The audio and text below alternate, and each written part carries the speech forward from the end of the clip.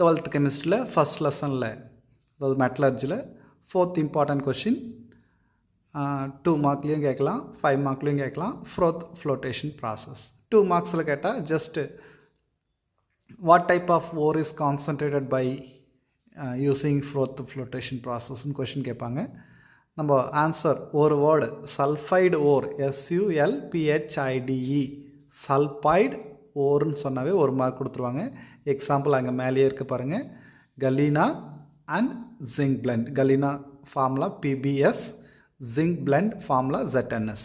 இது வந்து நமக்கு ஒரு 2 மார்க் கொஷினாக இருந்தால் what type of ore is concentrated by using froth flotation process, give an example or give 2 example அப்படின்னு கேட்கலாம். அதுக்கான முடிஞ்சது. இதே 5 மார்க் கொஷினாக கேட்கும் போது பிரின்சிபல் கொடுங்க. அந்த பிரின்சிபல் கீழே இருக்க பாருங்கள், ore particles attach to oil coated air bubbles and float as ஃப்ரோத்ன்னு சொல்கிறோம். While gangue settle down. அதாவது sulphide ores are wetted by oil, whereas gangue that is மண் வகை மாசுக்கள் நீரில் நனையும் தன்மையோடு வெட்டட் பை வாட்டர். இதுதான் அந்த பிரின்சிபல்.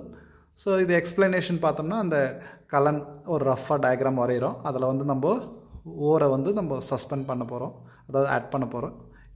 அந்த கலனில் என்ன இருக்குன்னா water plus pine oil plus sodium ethyl xanthate plus depressing agent, இது எல்லாமே இருக்க போகுது. அதாவது பைன் அங்கே ஒரு மிடில் இருக்குது பாருங்கள், ரீஏஜென்ட்ஸ். ஃப்ரோத்திங் ஏஜென்ட்டாக யார் யூஸ் பண்ணுறோம்? Pine oil or eucalyptus oil. Collecting agent யார்? Sodium ethyl xanthate. Depressing agent யார்?